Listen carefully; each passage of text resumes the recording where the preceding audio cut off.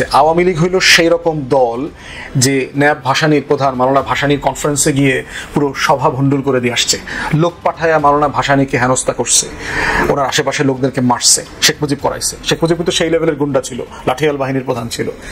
Hasina Motiur Rahman entry বলতে বলছে নিজের দলের লোকদেরকে খুন করায়া, সেই লাশের মিছিল করায়া বিএনপির বিরুদ্ধে আন্দোলন জমানোর যে গল্প ঘটনা, হাসিনা, আওয়ামী লীগ এবং আওয়ামী লীগের নেতাকর্মীরা সারা দেশে এটাতে সত্যগ্রস্ত।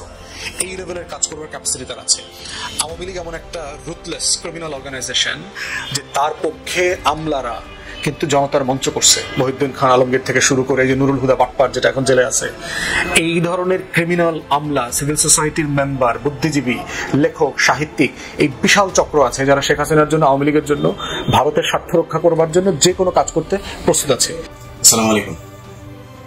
জুলাই সনদ স্বাক্ষরের দিন জুলাই যোদ্ধাদের উপরে যে হামলা চালানো হয়েছে, সেই হামলা চালানোর পরে আর বলার অপেক্ষা রাখে না যে এই দেশে জুলাইয়ে যারা জীবন দিয়েছে, যারা এই দেশ স্বাধীন করেছে, তাদের ভবিষ্যৎ কি।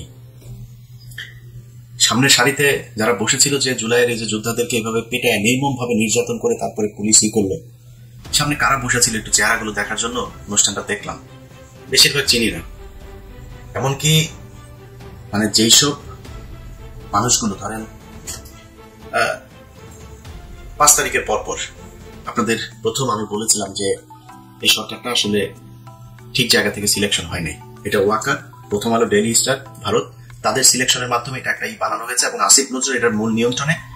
তার জন্য এই সরকার চাইলেও, ভালো যারা আছে তারা চাইলেও কিছু করতে পারবে না। ভালো তো নাই, এমনিতেই নাই। এক ডক্টর মোহাম্মদ ইউনুস, উনি তো আসলে এই মানে 2 দিন যদি প্লেনে না উঠে ওনার গুড়াকে মেয়ে কামড়ায়। উনি তো এমনি ওনার বিদেশে থাকে, ওনার অভ্যাস ছিল হোটেলে থাকতো, ওনার ঘরে থাকতেও মনে হয় ভাল লাগে না। তো আর বাদ বাকি যেগুলো আছে ওনার পারিবারিক আত্মীয় স্বজন, শ্বশুর বাড়ির লোকজন, ওনার গ্রামীণ ব্যাংকের লোকজন, এগুলোর মিলায় একটা পারিবারিক সরকার, এনজিও সরকার বানায় তারপরে উনি দেশ পরিচালনা করছেন। আপনাদেরকে তো বলেছিলাম, তাই না? বলার পরে আপনারা কি করলেন? আপনারা বীরের মতো আমার বিরুদ্ধে ফেসবুকে পোস্ট করলেন আসিফ নজরুলের পক্ষে। আসিফ নজরুল আপনাদের আব্বা লাগে, আব্বার বাম্বু খাইতে এখন কেমন লাগে? আজকে যদি এই উপদেষ্টা পরিষদটাকে আপনি দেখেন তো কাদের এই 15 বছর আপনি হাঁচি কাশি দিয়েছে এরকম কোন মানুষ আছে নাকি? লোক ছিল না দেশে? এই যে সাকিব আলী, তার ছেলেকে পর্যন্ত নির্যাতন করেছে শুধুমাত্র ডক্টর কনক স্যারের এই টকশোতে আসার জন্য। ডক্টর এই প্রফেসর স্যার শহীদুজ্জামান স্যার দেখেন নাই চোখে? হাসিনুর রহমান ওনারে বসাইতে পারতেন না? ওই হাসান নাসের বসাইতে পারতেন না? কারোর বসান নেই। আপনারা রাষ্ট্রপতিকে রেখে দিয়েছেন। আপনাদের সংবিধান সমুন্নত রাখতে হবে, আপনারা সেই সংবিধান সমুন্নত রেখে তারপর রাষ্ট্রপতিকে রেখে করবেন। বিপ্লবী সরকার করা যাবে না, কারণ হাসিনা যে পালাবে এই ঘটনা তো ওই দিনই 5 তারিখে হয়নি যে এখন এক একজন এক এক রকমের কথাবার্তা বলে। ভাই আমি 19-20 তারিখে আমি ভিডিও বানাই নাই, শেখ হাসিনা দেশে নাই, আমি গাইবি আওয়াজ দিই নাই, তো শুনেছি সে চলে যাচ্ছে। তো এই আলোচনা ভিতরে হচ্ছিল, এটা নিয়ে একটা সেকেন্ড বি প্ল্যান সি কি হবে সেগুলো নিয়ে তাদের ভিতরে পুরো তারা ঠিকঠাক। হঠাৎ করে জাম করে আসা 5 তারিখের 2 দিন আগে মোস্তফা সরোয়ার ফারুকী রাস্তায় নেমে গেল, যে কিনা সারা বছর হাসিনার আর মুজিবের গুণগান গাইল, হঠাৎ করে চলে আসলো। আপনার এমনিতে মনে হয় এগুলো খুব অর্গানাইজড ওয়েতে করা হয়েছে, আপনারা কিছুই করেন নাই। আমাদেরকে এখন বলা হয় দেশে আসি না কেন। চান্দাবাজের এক ভিডিও পাঠাইলো একজন, যেহেতু মানে জাস্ট টাইম ওয়েস্ট এগুলোকে দেখা, ভিডিও পাঠাইলো, ভাই একটু দেখেন। চান্দাবাজ কয় যে আমরা তো দেশে গিয়েছিলাম, তোরা এত দেশপ্রেমিক হলে তুই দেশে যা চান্দা নিয়ে আসছিস।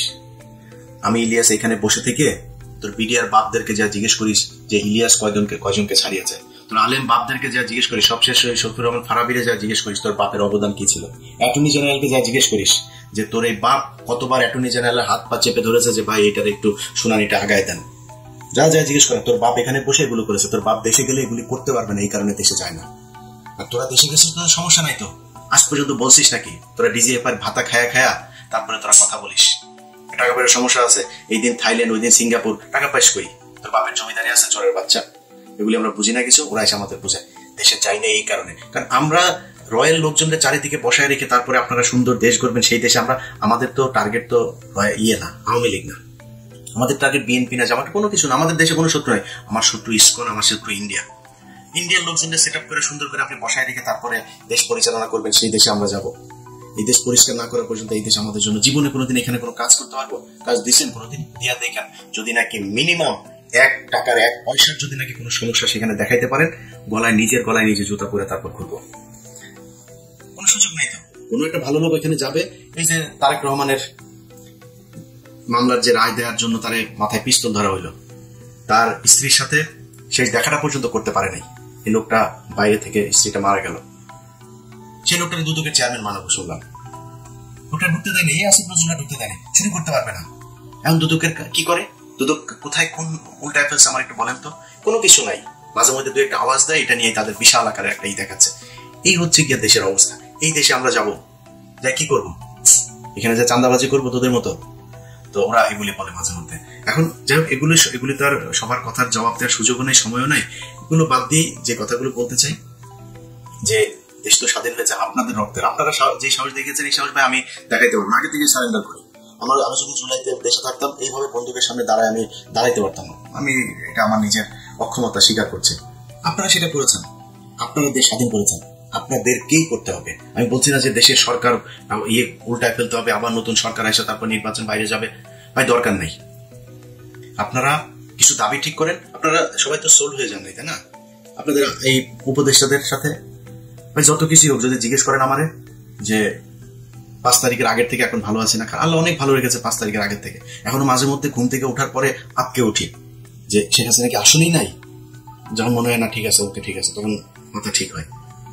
তো এরকম একটা পরিস্থিতি থেকে আপনারা দেশ উদ্ধার করেছেন। আপনাদের নিয়ে খারাপ কথা বলতেও পারি না, জানি তো অনেক কিছুই জানি। চাইলে আপনাদের বহু মানুষের অনেক কিছু নারী নক্ষত্র বের করা যায়, বলি না, বলবো না কোনোদিন। মনে করি না যে উপদেষ্টা থেকে চলে গেলে তারপরে বলবো, কারণ এইটুকু কৃতজ্ঞতা বোধ আপনাদের প্রতি আছে যে আপনাদের কারণে অন্তত হাসিনা দেশ থেকে পালিয়ে আছে।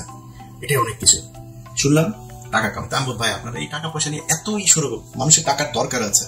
তাই আমি আমেরিকায় থাকি, আমার যদি কেউ জিজ্ঞেস করে যে আমার হাতে যদি ভাই আমেরিকায় যদি একটা বাড়ি হয়, একটা গাড়ি থাকে, হাতে যদি মানে মোটামুটি 2-4 লাখ ডলার হাতে থাকে, জীবনে কিছু দরকার নাই। এখন আমার মনে করেন যে এখনই এই মুহূর্তে যা আছে, আমি আল্লাহর রহমতে যা খেতে ইচ্ছা করে খাই, মানে সমস্যা হয় না তো কোনো কিছুতে। ধরেন আমার এখন 4,000 কোটি টাকার মালিক হইলাম, আমি এর চাইতে বেশি খাইতে পারবো। ওইটা টেনশন ভাই, আমার দিয়ে জীবনে কোনদিন এটা সম্ভব না। আমার বহু মানুষ ভাই ব্যবসা করে এই করে, ভাই আমার এটারে এই ঝামেলা আমি যাইতেই চাই না। আমার অনেক টাকা হোক, এটা আমি চাই না, কোনোভাবেই চাই না। তো আমি তাদেরকে জিজ্ঞেস করলাম যে ভাই এই টাকা পয়সা তো এরকম করছেন কেন? আমার জবাব দিল, ভাই দল পরিচালনা করার জন্য তো টাকা টুকার দরকার। জুলাই আগস্টে তারা সারা দেশে ভ্রমণ করলো না, এই যে কত জুলাই আগস্টে। তো ওই সময় হঠাৎ করে গোপালগঞ্জে যখন তাদের প্রোগ্রামটা, তো আমি তাদের বললাম যে ভাই আপনারা গোপালগঞ্জে যাবেন তো রেডি হয়ে যান না কেন? বলছে ভাই আমরা লোকজনও নিতে পারি ঠিক মতো, আমাদের ফান্ড শেষ।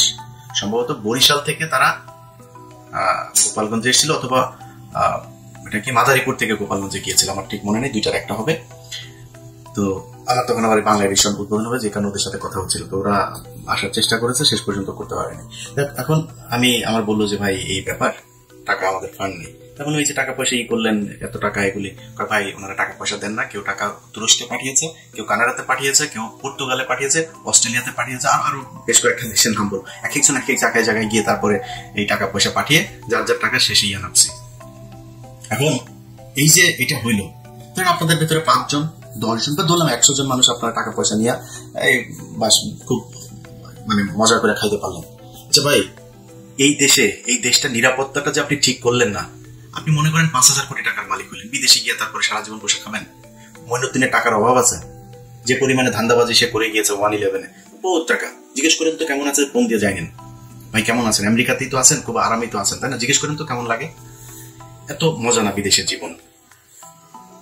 আমাদেরকে যখন কথায় কথায় এই জুলাই আন্দোলনের বিষয়ে কথাবার্তা বললে আমরা দেশ অস্থির করতে চাই, ভাই আমরা দেশ কোনোদিন অস্থির করতে চাই নাই। আজকে দেশ অস্থির। আমরা যেগুলো নিয়ে কথা বলেছি সেগুলোকে সরান নাই, সেই কারণে আজকে দেশ অস্থির। এই যে স্বরাষ্ট্র উপদেষ্টা, এ হলো ওয়াকারের সাথে প্রতিদিন তার আপডেট জানায়, কি হবে কালকে, কি করতে হবে, কোন ওসিরে। ওই দিন এক পুলিশের অফিসারের সাথে কথা হচ্ছে, অফিসার কয় যে ভাই বাথরুমে যাই, বাথরুমে যাওয়ার পরে আবার ফের এসে চেয়ারটা পাবো কিনা, এটা মানে মনের ভিতরে একটা ভয় থাকে, বাথরুম থেকে বের হওয়ার পরে চেয়ার নাই হয়ে যেতে পারে। এইভাবে পুলিশ কাজ করতে পারে নাকি? পুলিশটারে এই স্বরাষ্ট্র উপদেষ্টার ওই যে খোদা বক্স, এই খোদা বক্স দুইটাই মিলাও বাক্সের মধ্যে পুলিশের ঢুকাইয়া আচার বানায় পুরা এই যে চানাচুর ভাজা দিয়ে তারপর খেয়ে ফেলছে। পুলিশের মধ্যে কোনো মানে তাদের ভিতরে এখন কাজ হয়েছে যে কত টাকা খাওয়া যায়, কেমনে খায়াটায়, কখন কোন চেয়ার সরে যায়, চেয়ার থাকতে থাকতে যে কয় টাকা খাইতে চাই, এটা হচ্ছে অবস্থা পুলিশের। এইভাবে চলছে দেশ। তো আমরা আপনাদেরকে 5 তারিখের পর বলেছিলাম যে এই মানুষগুলোকে সরাইতে হবে। সরাইতে আপনারা জানো নাই। আপনি এই দেশটা যে স্বাধীন হইল, কারা শত্রুটা কারা ছিল? ভারত ছিল না? আপনি বলেন তো, এই জুলাই যুদ্ধে আপনাদের সবাই দোষ দিয়ে লাভ নেই, আপনাদের নেতৃত্বের কথা বলছে। আপনাদের নেতৃত্ব কোন ইস্যুটা নিয়ে হঠাৎ করে হাইকোর্টের এখানে হাসনাত আব্দুল্লাহ গিয়ে দিল, সবাই রাজত্বে চলে আসে, হাইকোর্টে যায়, চাপ করে 15-20 জনকে আপনারা ফেলাই দিলেন। আর ফেলেন নেই কেন? আর কোথায় যান নাই কেন? এই যে বিডিআর এর লোকগুলো এতদিন ধরে জেলে থাকলো, আমি ওদের সাথে আমার পারিবারিক ভাবে তাদের সাথে আমি জড়িত, কারোর কাছে শুনি না আপনারা কোনোদিন এর এটা হইলে আমার ফোন দেবে, ওইটা হইলে আমার ফোন দেবে। সারাদিন আমি বিডিআর এর অন্তত 10টা ফোন রিসিভ করি, কখনো বিরক্ত হই না তাদের প্রতি, হয়তো ফোন ধরতে পারি না মাঝে মধ্যে, বিরক্ত হয় না। কারণ এই মানুষগুলির উপরে যে নির্যাতন হয়েছে, মানুষগুলির পাশে আপনাদের থাকা উচিত ছিল না? থাকেন নাই। ওই যে ফেনীতে 16 জন এখন পর্যন্ত কন্ডেম সেলে যেতে পারতেন না, যান নাই। এখনো আলেমরা জেলে, আপনি জানেন? ওই যে বিশেষ সন্ত্রাস বিরোধী আইন, সেই আইনে এখন পর্যন্ত এই যে হঠাৎ করে বললো যে এই আমেরিকান দূতাবাসে নাকি কারা নাকি নাশকতা চালাবে, সোয়াদ তোয়াদ যায় হাজির। আপনি জানেন সিডিডিসির প্রধানের চেয়ারে কারে বসানো হয়েছে? এসপি প্রধানের চেয়ারে কে সেটা জানেন? এসপি প্রধান মানে এই যে এত কিছু ঘটে, এত মানুষ বের হয়ে যায় ওই বর্ডার দিয়ে এয়ারপোর্ট দিয়ে, আপনি কি করেন? সবশেষ দিলীপ আগারওয়াল প্রায় 10টা মামলা, আস্তে আস্তে চুপচাপ করে তারপরে তারা জামিন দিয়ে দিল। 680 কোটি নিয়ে আসিফ নজরুল তারা জামিন দিয়ে দেশ থেকে বার করে দিলেন। কেউ জানেন না আপনারা জামিনগুলো হলো, এটাও জানাইতে পারলেন না আমাদেরকে। আপনারা মানে কল্পনা করেনি যে সেইভাবে জামিন নিয়ে নিবে। তো এটা নিয়ে আপনাদের বিস্তারিত জানাবো আমি এই সপ্তাহের ভেতরে। এই হচ্ছে গিয়ে দেশের অবস্থা।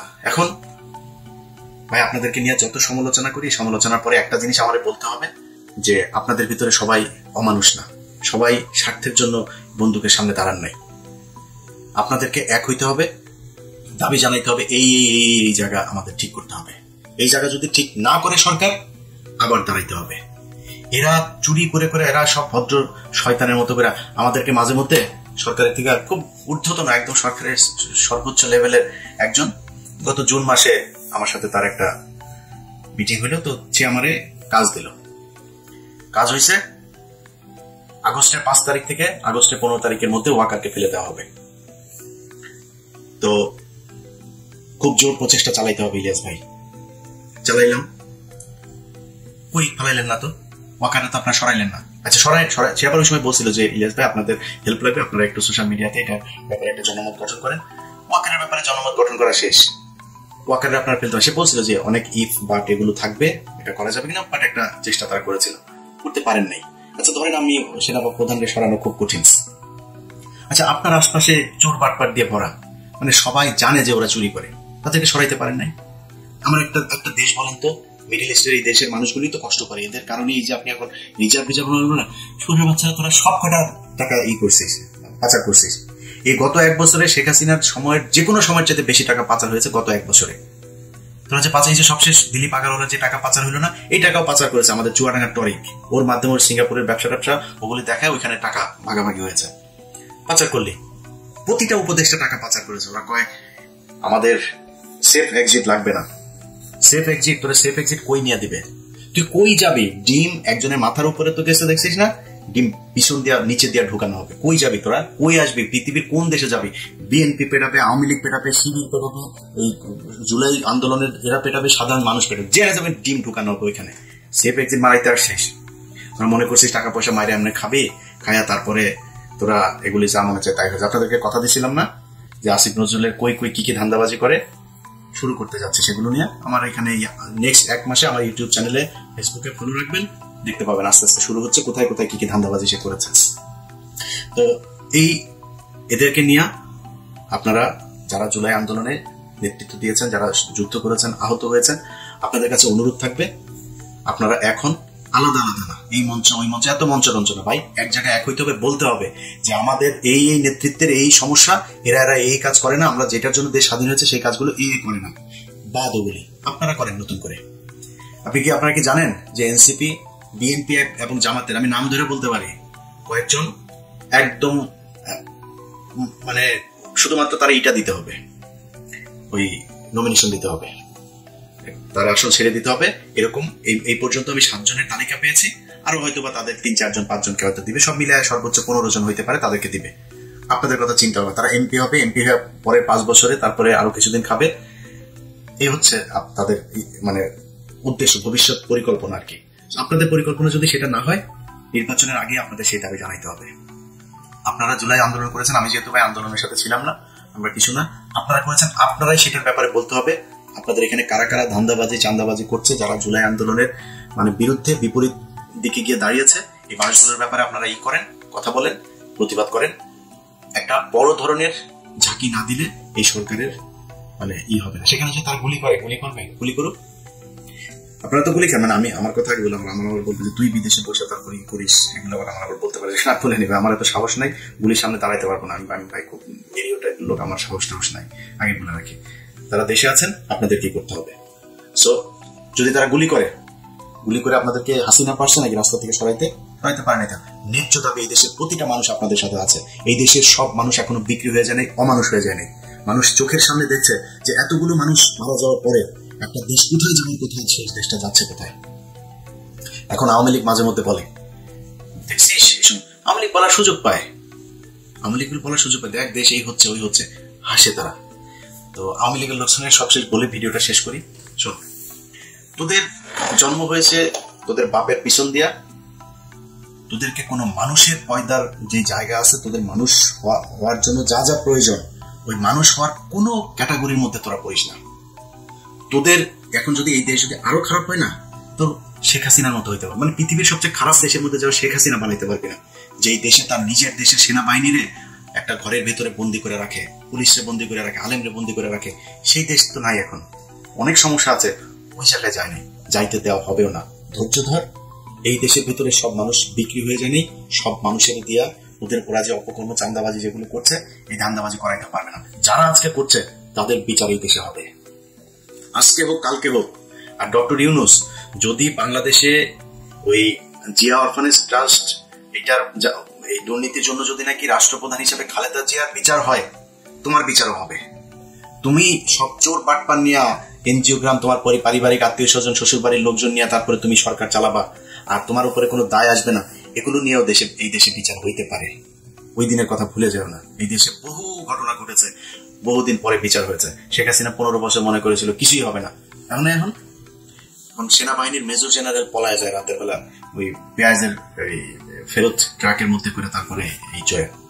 তোমার বিচারও হইতে পারে এই দেশে। ধৈর্য ধরো।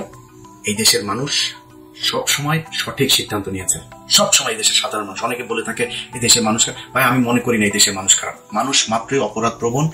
তাদের মানে আমি মুসলমান হিসাবে আদম আলাইহিস সালাম ভুল করেছেন, সে তাকে দুনিয়ায় পাঠানো হয়েছে তার অপরাধের শাস্তি হিসাবে।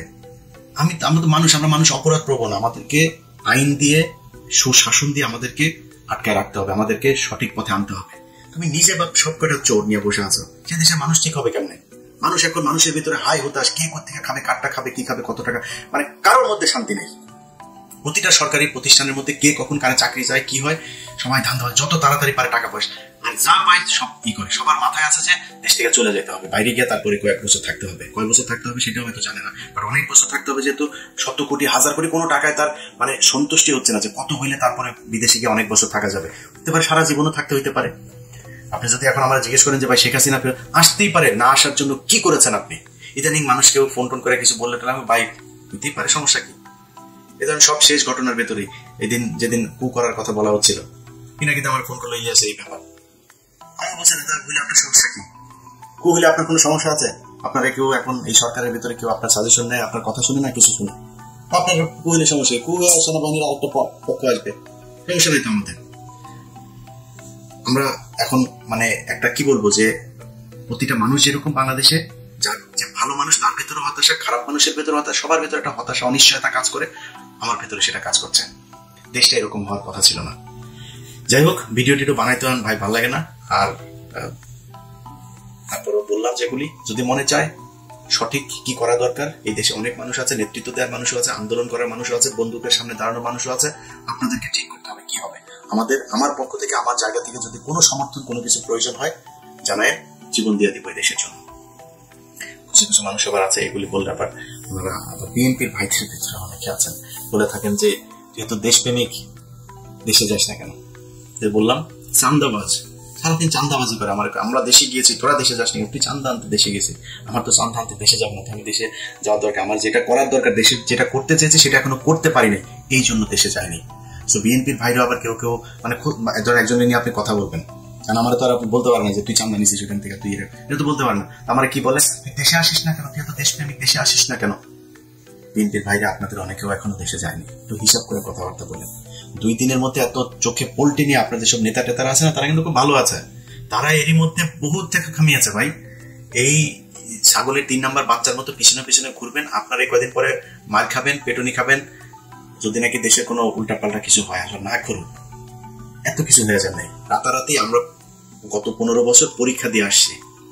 আজকে ইলিয়াস 21 টিভিতে এতদিনে অনেক উপরের পদে থাকতে পারত। তো ইলিয়াস টিভি থেকে বের হয়েছে কেন, বাংলাদেশ থেকে বের হতে হয়েছে কেন? যেদিন আপনাদের বিএনপির লোকজন 14 জানুয়ারি কথা বলতে পারে না, ইলিয়াস সেদিন আপনাদের পক্ষে দাঁড়িয়েছিল, এই জন্য ইলিয়াসকে দেশ থেকে চলে আসতে হয়েছে। এত বালের মোহ নাই যে আমেরিকা ইউরোপে যায় তারপর থাকতে হবে, ইলিয়াস সারা জীবন থাকবেও না। এটা আজকে বলে রাখলাম, আমাদের ভিডিওটুকু কাটিয়ে রাখেন যে ইলিয়াস ইউরোপ আমেরিকার দেশে সারা জীবন থাকার জন্য পোষা নাই, এটা মনে রাখেন। সো আমাদেরকে যখন বলেন যে দেশে আয় এগুলো কথাবার্তা বলার সময় একটু হুশ করে কথা বলবেন। আমরা পরীক্ষা দিয়ে আসছি, বহুত বড় পরীক্ষা দিয়ে আসছি, আমাদের পরিবারের উপর দিয়ে অনেক ঝড় দিয়েছে। একবার পুলিশ গেলে, এখন তো দেশে গুম হয় না, খুন হয় না, এখন যদি কারো বাড়িতে পুলিশ যায় কেমন লাগে একটু নিজেরা জিজ্ঞেস করেন। আমাদের বাড়িতে পুলিশ রুটিন করে যায়, তো ডিজিএফআই, এনএসআই, সিটিএসপি, সিআইডি, এমন কোন সংস্থা নাই যে সংস্থা থেকে যায়নি। আমার ভাইদের অফিসে যাইতো, বোন জামাই চাকরি খেয়ে দিয়েছে, এগুলো তারপরে সাফার করে এসছে। আমাদেরকে নতুন করে শিখাইতে আসে না, সাহস কারে বলে, সাহস ওই 5 জনের নির্বাচন দেখেন, ইলিয়াসের ওই ইটিভির ইয়েতে যায়েন, আর্কাইভে যায়েন। আপনারা তো এখন ইউটিউব দেখেন, ইউটিউবের যুগের আগে সাংবাদিক আমরা ছিলাম, ওই আমি কি সাংবাদিকতা করতাম 21 চোখের আগেও বহুত আর্কাইভে আছে, ওগুলি দেখে আসেন। ইলিয়াসকে কথা বলার সময় হিসাব করে বলেন। এখানে বহু বিএনপির ভাইদেরকে দেখেছে, আওয়ামী লীগের লোকজন এসে ব্যানার ট্যানার কারে ধাক্কা টাকা সরাই দিছে, আমরা ভাই বুক ফুলায় এখানে চলছি, কোনোদিন চুপ হয়ে যায়নি। 1টা 2টা না, বহু কিছু করে ফেস করে থাকতে হয়েছে। এখানে জঙ্গি বানিয়েছে, অনেক কিছু বানিয়েছে, এগুলো নিয়েই তারপরেও দেশের কথা বলেছে। অতএব পরীক্ষা নিতে আসেন না, পরীক্ষায় বহু আগে পাশ করে আসছে, ওই পরীক্ষা নতুন করে নিতে গেলে হবে না। নিজেরা ঠিক হন, দেশটারে ঠিক হইতে দেন ভাই, খাইতে পারবেন, কদিন পরে খাইন, কোনো সমস্যা নেই। আওয়ামী লীগ মুক্ত ইন্ডিয়া মুক্ত করেন। আপনাদের সমস্যা আওয়ামী লীগ ছিল না, আপনাদের সমস্যা ছিল ইন্ডিয়া।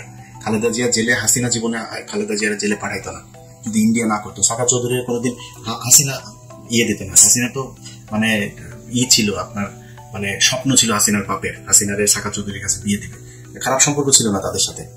ফাঁসি দিয়েছে ইন্ডিয়া দিয়েছে, জামাতের লোকজনের দেয় নাই, ইন্ডিয়া ফাঁসি দিয়েছে। তো আপনাদের শত্রুকে এটা চিনেন, এটার জন্য যারা আওয়ামী লীগের হয়ে ইন্ডিয়ার হয়ে কাজ করেছে তাদেরকে সরান প্রশাসনের বিভিন্ন জায়গা থেকে। যদি না সরান, সামনে আরো অনেক বিপদ। এই যে আগুন টাগুন ধরছে, এগুলো ছোটখাটো বিষয়, পাগল বানায় ফেলবে। আপনি ওই রয়ের ডিজিএফআই দিয়ে, রয়ের ফর্মুলা সব তারা জানে, যদি এটা করতে পারবেন না। একটা ভদ্রলোক আছে যে এই সেনাবাহিনীর চিটা 24 ইয়ের আপনার কি বলে জিওসি, তো ওই লোকটারে মনে করেন যে মানে আমি জানি না এ আছে কিভাবে ওই জায়গায়। এখনো পর্যন্ত ডিজিএফআই লোকজন যত আকাম কুকাম চিটাগাং কেন্দ্রিক করে, আমার মনে হয় এই লোকের মাথা মতো নষ্ট হয়। ওই লোকটা দেশপ্রেমিক। এই 24 আন্দোলনে ওই লোকই প্রথম সেনাবাহিনীর সবচেয়ে জেনারেলদের ভেতরে উনি প্রথম কথা বলেছেন যে না, আমরা এটা করা যাবে না। তো এই টাইপের লোকজন কিছু আছে, এরকম সব জায়গায় চাই যে দেশটা ঠিক হোক, দেশটা ভালো থাকুক। এই ডিজিএফআই যেই নাটক আগুনের নাটক যা যা আছে, এগুলো দিয়ে দেশের মানুষের জীবন সম্পদ নষ্ট হওয়া, দেশকে অস্থিতিশীল করে তোলা, নভেম্বরে ডিসেম্বরে তফসিল ঘোষণা হলে সেই কেন্দ্রিক বিভিন্ন ধরনের কাজ করবে, এগুলো করতে হলে ভাই ওদেরকে সরাইতে হবে। আমাদেরকে যারা বলেন আমরা অস্থিতিশীল করতে চাই, আমরা দেশকে সত্যি খুব খুব ভালো, সব জায়গার মানুষ, আপনি প্রবাসে যারা থাকে, এই যে মিডল ইস্টের মানুষগুলো, তাদের টাকায় এই দেশ চলে, খোঁজ নেন তো যায়। মানুষগুলির কাছে জিজ্ঞেস করেন যে একটা মানুষের কোনো পরিবর্তন হয়েছে? একজন মানুষ পাসপোর্ট করতে গেলে আগে যে ধরনের হ্যাচেল হইতে হয় না, টিকিট সেই টাকা দিয়ে যায় না, যে কয় টাকা দিয়ে সৌদিতে যেত তার চেয়ে কম টাকায় যায়। মালয়েশিয়ার সেই সিন্ডিকেট কিছু হয়েছে কিনা, সেই সিন্ডিকেটের সব কটাকে আসিফ নজরুল করে দিয়েছে, আবার নতুন সিন্ডিকেট, সে আগের মতো, সে একই টাকা খরচ হচ্ছে। কার কি উপকার হয়েছে? পুরো দেশের কোন জায়গায়, আমাকে একটা জায়গায় দেখান যে এই জায়গাটাতে কারোর পরিবর্তন হয়েছে? কিচ্ছু হয়নি, যা যেমন ছিল তেমনই চলছে। এইভাবেই দেশ, কোনোদিনও আমরা যেটা চাই সেটা হবে না। অর্থাৎ যারা মনে করেন অস্থিতিশীল, আপনারা যারা কিনা এই এদেরকে বসিয়ে রেখেছেন, তাদেরকে কোশ্চেন করেন কারা অস্থিতিশীল করতে চায়। দেশে গত কয়েকদিন থেকে বেশ কিছু ঘটনা ঘটছে যেগুলো সাধারণ অথবা নিয়মিত দুর্ঘটনা হতে পারে অথবা হতে পারে না, এই ব্যাপারে একটু আলোচনা তর্ক আছে। এবং পার্টিকুলারলি আমরা যারা শুক্রবারে জাতীয় সংসদ ভবনের প্লাজাতে জুলাই সনদ স্বাক্ষর করতে গিয়েছি, সেই দিন যে ঘটনাগুলো ঘটেছে সবগুলোকে যদি মিলিয়ে পড়া হয়, মিরপুরে একটা কারখানাতে আগুন লাগলো, তারপরে শাহজালাল বিমানবন্দরে যে কার্গো কমপ্লেক্সে আগুন লেগেছে, ব্যবসায়ীরা বলছেন 100 কোটি টাকার উপরে ক্ষতি হয়েছে, তারপরে হচ্ছে চট্টগ্রামে ইপিজেডে একটা প্রাইভেট বিশ্ববিদ্যালয় দেখলাম। এরকম বেশ কয়েকটা ঘটনা এবং পরম্পরা বিবেচনা করলে সবাই ধারণা করছেন যেটা একটা পরিকল্পিত অর্কেস্ট্রেটেড ঘটনা কিনা এবং সেটা আসলে স্বাভাবিকভাবে ব্যাখ্যা করবার সুযোগ আছে কিনা। যদি অন্তর্বর্তীকালীন সরকার স্টেটমেন্ট দিয়ে আশ্বস্ত করেছেন যে এটা আসলে ওরকম কিছু না এবং আমরা এগুলো প্রত্যেকটা আলাদা করে তদন্ত করছি, এর ভিতরে কোনো যোগসূত্র আছে কিনা সেগুলো আমাদের ভেবে দেখা দরকার। পার্টিকুলারলি যে বিষয়গুলো নিয়ে সন্দেহ তৈরি হতে পারে তার ভিতরে প্রথম একটা হচ্ছে জুলাই সনদ স্বাক্ষর করা নিয়ে যে সমাবেশ। জুলাই যোদ্ধা নামে যারা এসেছেন প্রতিবাদ করতে, প্রথম কথা হচ্ছে জুলাই যোদ্ধা নামে কোনো নাম অথবা কোনো কোম্পানি রেজিস্ট্রেশন করে কাউকে দেওয়া হয়নি। বাংলাদেশে গত বছরের গণ অভ্যুত্থানে যারা যেখান থেকে যে প্ল্যাটফর্মে যতটুকু অবদান রেখেছেন তারা সবাই কোনো না কোনো ফর্মে জুলাই যোদ্ধা। সে একটা গেঞ্জি পরে জুলাই যোদ্ধার ব্যানার নিয়ে আসুক বা না আসুক। দ্বিতীয়ত হচ্ছে যে এই জুলাই যোদ্ধা অথবা গণ অভ্যুত্থানের পক্ষে শক্তি এগুলো বলে চেতনা বিক্রি করা, স্বীকৃতি, টাকা পয়সা, এগুলো কিন্তু একটা অসুন্দর জায়গা। যারা জুলাই গণ অভ্যুত্থানে অংশগ্রহণ করেছেন, সবার ত্যাগ, তিতিক্ষা, কোরবানি সবকিছু গুরুত্বপূর্ণ একটা জাতির জীবনে এবং সবগুলোকে আমাদের সম্মানের সাথে মাথায় রাখতে হবে, মনে রাখতে হবে। কিন্তু 71-এর ঘটনাকে কেন্দ্র করে আওয়ামী লীগ যে ব্যবসাটা করে 71-কে বিষয় তুলেছে, জুলাই 24 কিন্তু ঠিক একইভাবে সেই রকম একটা অপছন্দের জিনিসে পরিণত না হয়। এই বাড়াবাড়িগুলো যেন কোনো প্ল্যাটফর্মের লোকরা না করেন সেটা মাথায় রাখতে হবে। তৃতীয় কথা হচ্ছে এখানে দাবিগুলো যেগুলো এসছে শহীদ পরিবার, আহত পরিবারের পক্ষ থেকে অথবা পঙ্গু যোদ্ধাদের পক্ষ থেকে, এই দাবিগুলো কিন্তু যৌক্তিক। যে আসলেই পুনর্বাসনে দীর্ঘসূত্রিতা আছে, ঘাটতি আছে, চিকিৎসা ভালো পাচ্ছে না, টাকা পয়সা যেটা সরকার দেওয়ার কথা ছিল অনেকে পায় নাই, অথবা সিলেকশন প্রসেসে ঝামেলা হচ্ছে। এই পুরো সময়টাতে আওয়ামী লীগের হয়ে যারা গণ অভ্যুত্থানের পক্ষে শক্তির সাথে মারামারি করেছে, সেই ছাত্রলীগ, গুন্ডাপাল্লা, এরাও কিন্তু এই তালিকাভুক্ত হয়েছে। সাধারণ মানুষজন, অ্যাক্সিডেন্ট হয়েছে, রোড অ্যাক্সিডেন্টের লোকদেরকেও জাল জালিয়াতি কাগজপত্র বের করে জুলাই যোদ্ধা বানিয়ে দেওয়া হয়েছে, ঘটনাগুলো কিন্তু ঘটছে। আবার যারা যেই লেভেলের অসুস্থ, A, B, C, D ক্যাটাগরিগুলো আছে, সেখানে কৃত্রিমভাবে তদবির করে ক্যাটাগরি বাড়ানো, যেন বেশি টাকা পাওয়া যায়, বেশি সুবিধা পাওয়া যায়, হাসপাতালগুলোতে সিন্ডিকেট ডেভেলপ করে চিকিৎসার ব্যবস্থা করা, নিজের চিকিৎসার বাইরেও আত্মীয়স্বজন পরিবারের চিকিৎসা এনে ঢুকানো, এরকম অনেকগুলো অঘটন এবং অপ্রত্যাশিত ঘটনাগুলো কিন্তু ঘটছে।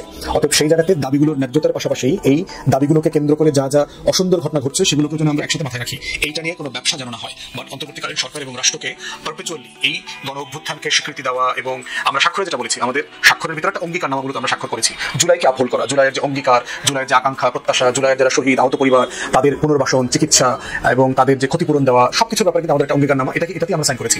এবং এটা নিয়ে অবশ্যই পক্ষে বিপক্ষে অনেক আলোচনা সমালোচনা আছে এবং সেগুলো সবগুলো যৌক্তিক এবং সেগুলো সবগুলোকে আমরা স্বাগত জানাই, সম্মান করি। যারাই আমাদের এই পজিশনের বিপক্ষে বোধ করছেন যে আমাদের কাজটা করা ঠিক হয়নি, তো সেই জায়গা থেকে এই প্রতিবাদ করবার যারা এসেছেন তারা কি রাস্তায় মানববন্ধনের মতো করে ফুটপাতে দাঁড়িয়ে প্রতিবাদটা করতে পারতেন না? পুলিশের গাড়ি ভাঙতে হইলো কেন, অথবা র্যাবের গাড়িতে করা, এটা কেন করতে হলো? পুলিশ কি আপনাদেরকে বাধা দিচ্ছিল দাঁড়াতে অথবা আন্দোলন অথবা প্রতিবাদ করতে? বাধা দেয়নি। তো বাধা না দিলে উস্কানি অংশ হিসেবে এই কাজটা কেন করলেন? নিরাপত্তা বেষ্টনী ক্লোজ করলেন কেন?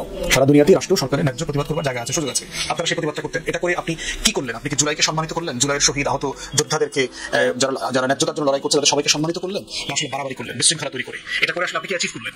এটা করে দাবিগুলোকে আর একটু বেশি করে বেগবান হবে ব্যাপারটা এরকম? এই সরকার তো আপনাদের সরকার, আপনাদের গণ অভ্যুত্থানের সরকার, এই নেগোসিয়েশনটা কেন হইল না? অন্যদিকে নিরাপত্তা বেষ্টনী ক্লোজ করে কিভাবে সিকিউরিটি ফোর্সের এই সিকিউরিটি লেয়ারটা ব্রিজ করা হলো, এটা কিভাবে সম্ভব? এই কয়েকশো মানুষ এসে সিম্পলি এখানে যৌথ বাহিনী, পুলিশ, গোয়েন্দা সংস্থা কোনো কিছু টের পাইল না? গোয়েন্দা সংস্থাগুলো আমাদের কোনো কিছু টের পাইল না যে এতগুলো মানুষ কিভাবে অনলাইনে মোবিলাইজ করা হচ্ছে, লোক জোগাড় করা হচ্ছে, ঢাকার বাইরে থেকে লোক আনা হচ্ছে, কি পদ্ধতিতে আনা হচ্ছে, এই পুরো প্রসেসের সাথে কারা জড়িত, এই প্রসেসের সাথে কি কোনো রাজনৈতিক দল জড়িত ব্যাকগ্রাউন্ডে, এটার সাথে কি আওয়ামী লীগ জড়িত, ইসলামের টাকা জড়িত, এটার সাথে কি আমাদের রাষ্ট্রীয় কোনো সংস্থা জড়িত? সেই প্রত্যেকটা প্রশ্নের একটা জবাব দরকার। অর্থাৎ এই ঘটনাকে কেন্দ্র করেই আমরা দেখতে পাচ্ছি যেখানে একটা স্যাবোটাজের ঘটনা ঘটেছে, জুলাই সনদের স্বাক্ষর অনুষ্ঠানটাকে হেয় করা, ছোট করা, বিশৃঙ্খলা তৈরি করবার চেষ্টা করা এবং কোনো না কোনো ফর্মে আমাদের গোয়েন্দা সংস্থা শুধু ফেইলিয়র না, তাদের এইখানে মদতও থাকতে পারে। কারণ তাদের অংশগ্রহণ ছাড়া, তাদের মদত ছাড়া এই লেভেলের সিকিউরিটি ব্রিজ দেশের সবচেয়ে গুরুত্বপূর্ণ মানুষ, প্রধান উপদেষ্টা মন্ডলীর সদস্যরা, রাষ্ট্রের বিভিন্ন বাহিনীর লোকজন এবং অ্যাম্বাসিডাররা বিভিন্ন জায়গা থেকে ডেভেলপমেন্ট পার্টনার এখানে এসেছেন, সেরকম একটা জায়গায় যদি রাষ্ট্রের বাহিনীগুলো নিরাপত্তা দিতে না পারে, তারা নিরাপত্তার বেষ্টনী ধরে রাখতে না পারে, এরকম একটা শান্তিপূর্ণ সময়, সেখানে সেই রাষ্ট্রের বাহিনীগুলো রাষ্ট্রকে কিভাবে একটা ভালো নির্বাচন উপহার দেবে আগামী 4 মাসে, এটা একটা সিরিয়াস কনসার্ন আছে। এর বাইরে যে আগুনের ঘটনা ঢাকা এয়ারপোর্টে যেটা হয়েছে, এই এয়ারপোর্টের ব্যাপারে কিন্তু পার্টিকুলারলি বলা হয়েছে যে এখানে স্পেশালিস্ট ফায়ার ইউনিট আছে বিমানবন্দরে, যারা 1.5 ঘন্টায় তেমন কোনো রোল প্লে করেন নাই, বাইরে থেকে আসছে ফায়ার ইউনিট, তাদেরকে সেখানে ঢুকতে দেওয়া হয়নি। এটা কেন হলো? এবং একটা জায়গায় 1.5 ঘন্টা ধরে আগুন জ্বলছে, এটা স্প্রেড করছে আরো পরে, তো সেটা করতে কেন অ্যালাউ করা হলো? এটা কি ডেলিভারেট ছিল অথবা একটা ঘটনাকে ঘটতে দেওয়া হয়েছে যেন সরকারকে বিব্রত করা যায়? এর প্রত্যেকটা ঘটনাকেই স্যাবোটাজ, পরিকল্পিত, অর্কেস্ট্রেটেড মনে হয়েছে। এখন প্রশ্ন হচ্ছে এটার সাথে জড়িত কারা? দেখেন, এই ঘটনাগুলোতে আসলে বেনিফিট নেবে কে? এই ঘটনা ঘটলে কাদের বদনাম হবে? এই ঘটনাগুলো ঘটলে বদনাম হবে হচ্ছে অন্তর্বর্তীকালীন সরকারের। অন্তর্বর্তীকালীন সরকার এই ঘটনার জন্য তাদেরকে জবাবদিহিতার আওতায় আনার চেষ্টা করবে রাষ্ট্রীয় বাহিনীগুলোকে, যারা বিভিন্ন বাহিনীর দায়িত্বে আছেন, আমলাতন্ত্রে রাষ্ট্রে আছেন, এজেন্সিতে আছেন, তবে রাষ্ট্রের বিভিন্ন ফোর্স, রাষ্ট্রের বিভিন্ন এজেন্সি, ইনস্টিটিউশন এবং অন্তর্বর্তীকালীন সরকার মুখোমুখি হয়ে যাবে। জনগণের আস্থা কমে যাবে সরকারের উপর থেকে এবং এই বাহিনীগুলো আমলাতন্ত্রের উপর থেকে। এই টোটাল গ্যাপের ভয়েডের বেনিফিটটা আসলে কার পকেটে যাবে? এটার পকেটে যাবে হচ্ছে হাসিনার পকেটে যাবে, আওয়ামী লীগ দিল্লির পকেটে যাবে। তারা যেটা বারবার বলছে আপা আসবে, আপা আসবে, আবারও ফিরে আসবে। প্রশ্ন হচ্ছে আপা আসবেন না, উনি বিশ্রামে আছেন, উনি আর ফিরবেন না, উনি ওখানে হলনিতে থাকবেন, ফিরে আর কোনো সম্ভাবনা এখানে নাই। কিন্তু এই যে অরাজকতা পরিস্থিতিগুলো তৈরি হচ্ছে সেটার মধ্য দিয়ে যেটা হচ্ছে যে একটা শান্তিপূর্ণ নির্বাচনের মধ্য দিয়ে যে সরকার পরিবর্তনের বাস্তবতাটা আমরা ধারণা করছি, প্রত্যাশা করছি ফেব্রুয়ারি মাসে, সেইটা কোনোভাবে বিঘ্নিত হয় কিনা এটা হচ্ছে গুরুত্বপূর্ণ। এবং সেই জায়গাতে আমরা বোধ করছি প্রত্যেকটা ঘটনাকে সিরিয়াসলি থরলি ইনভেস্টিগেট করা দরকার। এবং আওয়ামী লীগের ইতিহাস আমরা জানি, শেখ মুজিব থেকে শুরু করে শেখ হাসিনা, আমার ফাঁসি চাই, মতিউর রহমান রেন্টুর লেখা বই এবং ভিতরকার যত ঘটনা আমরা জানি।